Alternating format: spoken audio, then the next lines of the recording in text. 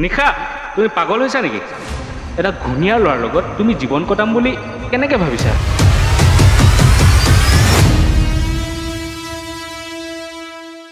এইখন বিয়া কেতিয়াও সম্ভৱ নহয়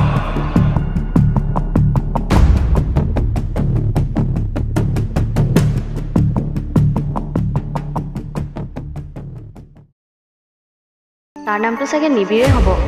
কি নিবিৰ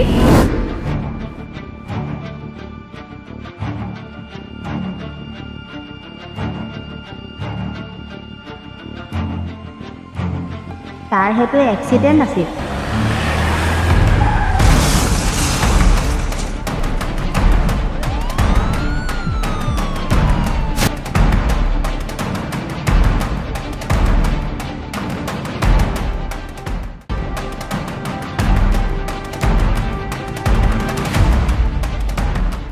নিবিৰৰ মাত ফুটিছে ক'ত যোৱা তোমালোক আমাৰ ছোৱালী এতিয়ালৈকে কাকো গতাই দিয়া নাই